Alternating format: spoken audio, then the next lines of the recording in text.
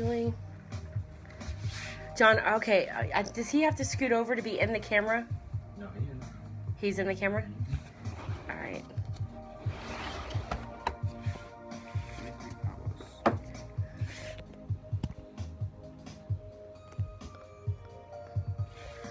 All right. That's the problem, is just can't get in.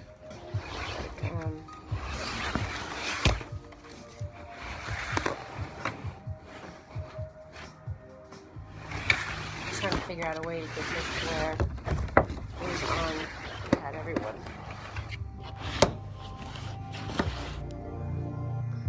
Okay.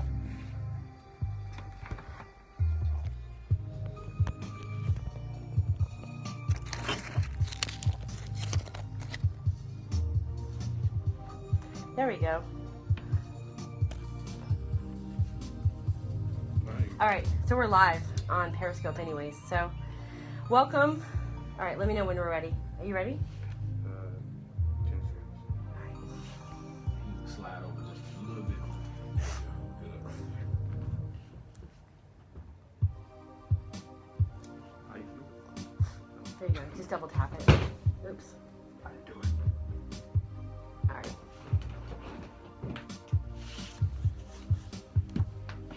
I'm gonna let you unveil this.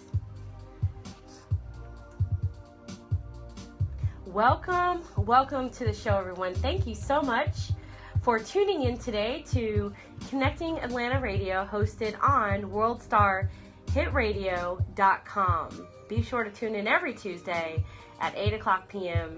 for either a live or a recorded show.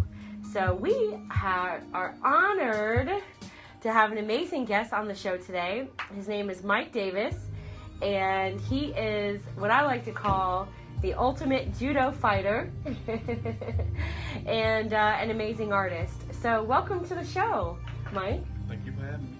Thank you for agreeing to come on today. I know you have a very busy schedule and so forth. So tell us a little bit about your artwork and what you do and how that led up to you becoming, a tattoo artist. Well, my mom said I started drawing when I was about 2 years old.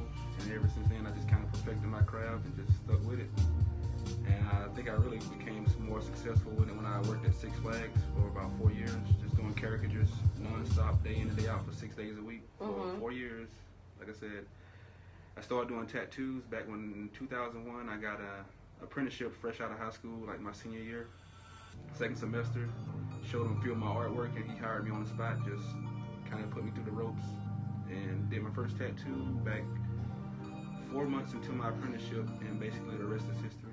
Oh, that's awesome. That's awesome. So now you've created your own business behind it. So if someone wanted to get some information or see some of your artwork or see some of your tats and so forth, where would they be able to find that? My main thing right now is on my Instagram and Facebook. I'm actually in the works of building a website with one of my business partners. My Instagram is Mike Diesel 105, and on Facebook it's just Mike Davis. Okay. And I have lots of work on that, but the website should be up in the next few months. Okay. And so why Mike Diesel? What does the Diesel stand for? When I was in high school playing football, I went by Mike D. And just a few wordplay on the Davis. It's Mike D, Mike Davis, and then Diesel just stuck out because in high school I was decent. I wasn't an outshining star, but I did the job and brought the pain playing defensive line. But it's just one of them little aliases I like that stuck with me. Okay, that's awesome. That's awesome. So, so with some of your stuff, like with your artwork, what would you say that you love doing more? Do you enjoy doing tattoos? And if so, what are your favorite types? Yeah, I've actually grown that I love more tattooing than my actual drawing on paper. I'm trying to get back into drawing on paper more so, but it's nothing like actually having skin canvas. Really? For some reason, yeah, like that one take. Watching someone's pain come out of their eyes. Ah! Slightly, you get a little small thrill out of it. But as far as the drawing on paper, it's hard for me to get into it as much now because I fell in love with actually doing tattooing. But I realized I'm getting back to my roots of everything. Me drawing on paper and just practicing. The more I practice, the better I get. And tattooing, it's like a direct, they relate to each other directly.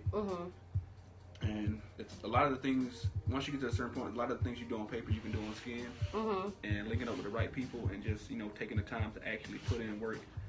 Even if it's 20 minutes a day, just learning some kind of new technique, even if it's a simple brush stroke or just a direction of the line work.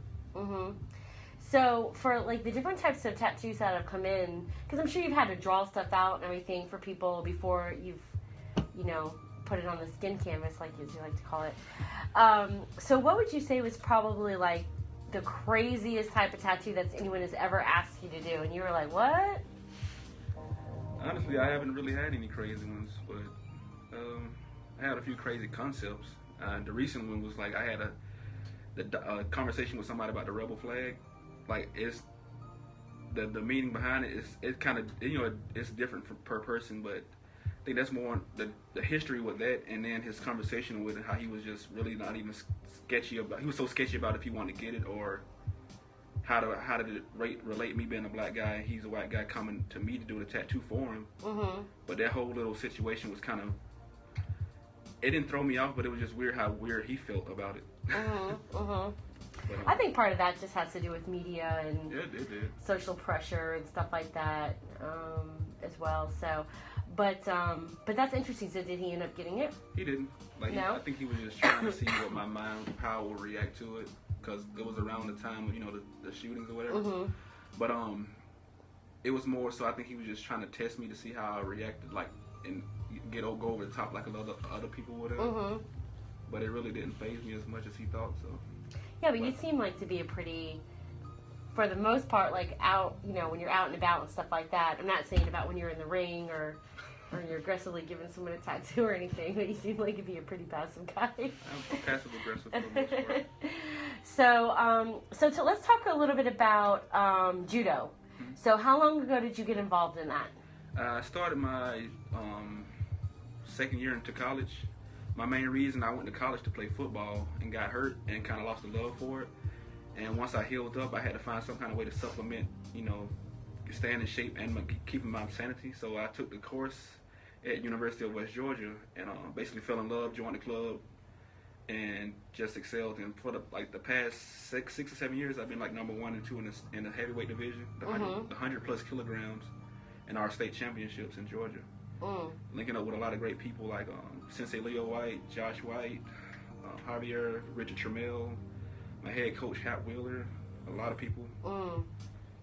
That's awesome. So with judo, you just recently went to a tournament in Texas, right? Yes, ma'am. Dallas Invitational. Dallas. Okay, so tell us a little bit about that. So how many rounds and stuff like that is there normally in something like that, and how many people do you have to beat to win? It varies, depends on the turnout, but this past tournament it was a 2 big tournament weekend. Like on Saturday they had a prize fight or prize tournament where the first place fighters get $1,000 and the second place, kind of just drops down. And that division we had 13 heavyweights in that division.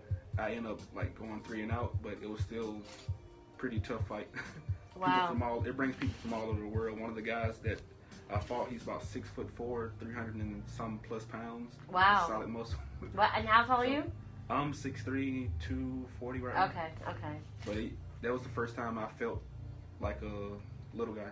Really? I was a lightweight in that division this time around. Okay. Wow. And on Saturday I did a master's division and placed first in that. Okay. That's awesome. So what did when you said you did 3 and out or something like that? Oh, I'm sorry. Basically, it's like double elimination. So it's like you win one. The more you win, you get to the finals. If you lose, you got to fight your way back up. So it's like I lost and then won and then lost and kind of just got out. Oh, okay. So, but then in the next one that you had, you finished first in that. Okay. All right. That's awesome. So there you go. So show us what you got for that. This is a medal. I tried to get him to wear it, but he wouldn't do it. So he's a humble dude. So what's your long-term goal with judo? And is it just something that you enjoy doing and love? Or if you could ever see yourself getting into MMA, would that be something you'd want to get into or what? Yeah, I definitely love it. Like, it's just that and the camaraderie. Like, we literally train, 3 days a week? And everybody that I train with, it's not really just we're sparring. It's more like a family environment. Like every club I go to, we help each other out in and outside of the gym. And long term, I actually want to start doing my own mentoring program and do a gym down in my hometown. And I'm actually working on getting my black belt within the next year or so. Okay. And that's another thing. I'm on my 3rd level brown belt. Okay. Then get my black belt in judo. It's not brown belt then black belt? No. You have to go through different levels? The belt system ranking in judo is a white belt, yellow belt, green belt, 3 levels of brown belt, and then I think it's 8 levels of black belt, and then, the red belts are above that. Oh, okay. So, okay. And then wow. I have a blue belt in jiu-jitsu, and I dabbled in a few other disciplines, but judo is my love. Okay, all right. But that's one main thing. I want to actually start a gym because my nephews are motivating me more so because they come to my tournaments, but I have no way to just actually get them to train. Because I come to Atlanta to train with Sensei Leo White at the Boys and Girls Club. Right. Okay. All right. And that's like I have a lot of interest down in my hometown. So do they have a Boys and Girls Club at your hometown or no? They do not. Oh wow. Well, look, and that's in Griffin, right? Yes, ma'am. So it looks like in Griffin, Georgia, y'all have some stuff you need to do down there, and I can't believe I just said y'all, but get some stuff down there, and what's wrong with that? it's funny. I'm just gonna kind of go off the cuff here. I always say that I'm not Southern at all, even though I come from South Florida, which is more Southern technically than the state of Georgia. However, I always figured because of my association and stuff, I hung out in Miami a lot and Hollywood and stuff like that, so a lot of multicultural. But when I was actually looking at a lot of the Caucasians down there and the older, I know I always say that, older crowd and stuff like that, I was like, dang, they look like country beach people. I don't know how that, it was, right, exactly. Right, with really dark, they look like they could be country with the hats and all that stuff, but they have like really dark tans. So, I just thought that was interesting when I was down there. Like, I said, like, well, I guess there is a lot of country people here, because if you just go an hour and a half to 2 hours north, you could pick up a country accent, so, but it's still that's north. But anyways, that's off the subject. So I'd love to show, if that's okay, the artwork that caricature, what he said, that he created for me, which I thought was really nice. He just did it. I had no idea. And you want to show it? So you should be able to see that on camera. So that's really cool. So you can comment below once I post the video and let me know if you think this looks like me or not. So I will post it and post the picture as well. Thank you. Set that down. Thanks. So if anything were possible, like with your artwork and with judo and so forth, where would you like to see yourself, in the next 2 years? Giving back more. So I feel like I'm in a place in my life when I actually want to start mentoring more and giving back to the youth and, passing the torch in a sort of sense, but still doing my thing. And kind of like I've actually been placed in a point that people look up to me, and I've been a mentor, and I didn't know they was actually coming, looking to seek me for advice until I actually it was more humbling. Like I'm sitting doing my own thing, and I actually have people watching me and realize that I have to hold myself to a higher standard. Right. And I just want to give back and get to a point when I feel like I'm worthy to be looked up to. Yeah. Because like with my art, I still think my art is on a level that needs to grow. Because with my caricatures, I have a lot of people that I look up to. Like one of the biggest artist influence I have is one of my coworkers at Six Flags named Christopher Neuenschweiner. It's hard to pronounce. Him and Jeremy Thompson and Tom Richmond. He's one of the guys from Mad Magazine. Oh wow. I work with Chris and Jert a lot. They taught me a lot with my artwork, and working closely with a lot of other people. Like one of my business partners is Jamal J. Daniel. He's a photographer and basically an all-around great media person, like building websites, videography. I've learned a lot of things from him business-wise in the past 3 months alone. And then my best friend / business partner, Pierre McCummings, we just trying to build a new culture down in our area, but as far as the art culture and mentoring. And I just want to, live up to the greatness I could potentially become. That's awesome. That's awesome. So that's good that you're looking in the community where you're at. You're looking to develop and create something there, whereas a lot of people from the outskirts, stuff like that, come to create it to capitalize off of what Atlanta is already offering. But you're looking to build up a new foundation down there. Yes. And you never know. You could be the whole new art culture movement and create that and the foundation for that in Griffin, where they end up creating, stuff like 5 Points. Yeah, that's what I want to do, kind of have everybody gravitate to us occasionally or either consistently. Just be the change. How far is it outside of Atlanta? It's about 40-minute drive without traffic. So. 40-minute drive without traffic. Today it took me about an hour to get here. Okay, all right. It's hard for people that live inside the perimeter. The air gets thinner as soon as you leave it. It's a big change. So, but that's great. That's why Alpharetta, which is totally in the other opposite direction, but they created their own community and like shops and stuff like down there because people got tired of driving down 400. But it's great for people in your community. And that helps build up community development, community income. People are actually staying there and spending money there in your community instead of coming into the city.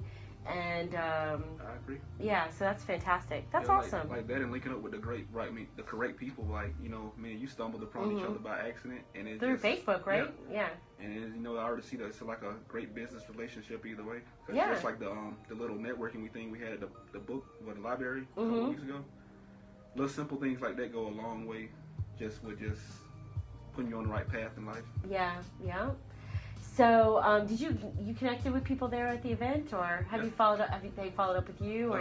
2 people, and I'm actually getting in touch with the keynotes you had there, with the real estate thing. Oh, Don. Okay, awesome, So awesome. I just when he told me to call him, I was busy with the tournament. I was getting my flights and everything situated. So I told Sounds him great. You can just give him a call anytime. Yeah. So that was the only thing. It's just I had so much going on with that tournament that week. But they do an event every Thursday, so. He does. Yeah. I don't know if they did it this past Thursday because that was Thanksgiving, but. Yeah, he said he didn't. Like I said, I'm touching bases with him this week, but he said whenever I get a chance to. Let me know. I'll go over there. I'll go to the Thursday thing. So, well, I just would like to just thank you, for coming out. And so when it comes to tattooing, if someone wanted to come to you and get a tattoo and so forth, now, do you have any tattoos or on you that you've done yourself? Or? Not yet. My boss did when I was at the shop. Oh, really? Okay. Do you have any pictures or anything like that? Or it's probably on your phone, not with you. Okay. All right. That's we'll cool. say that for a future interview to get the progression. Okay. All right. Like I feel like I'm nervous, but No, you're doing fantastic. You're doing great. I can see myself a year from now. Post video. Like, let's redo that over again. So, all right. Well, thank you so much for coming on. We appreciate it.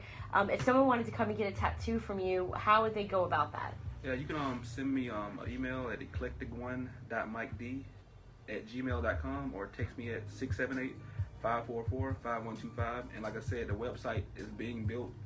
And I'm in the process of switching shops right now, but you can stay in contact with me through Facebook, social media, or via cell phone. So. Now, do you come to people's homes, or do they need to come to you? They need to come to me, but because all your stuff and everything that you have is there, right? Yeah, potentially I can, if properly set up, I can, make arrangements to actually come to people. But some people, But you charge for travel. I do. Yeah. That little extra fee. Yeah. But some people prefer that personalization of it. Yeah. They're more comfortable in their own home. Right. So, but sometimes it's worth it. But it just kind of depends on the time of year. Yeah. Because it's usually busy. And especially if it takes you an hour just to get to here. That's crazy. I try to incorporate it. Like between that, like I'm doing this and then my MLM company and just networking with other people. It's just a lot going on, but it's all doable. Yeah. Proper planning. That's awesome. Well, thank you so much, Mike, for coming on to the show. Thank you for inviting. And we'll get some pictures and stuff like that. They'll be able to post up. But anyhow, thanks for tuning in to Connecting Atlanta Radio, hosted right here on the one and only WorldStarHitRadio.com. Thank you. Thanks. I didn't know at the time.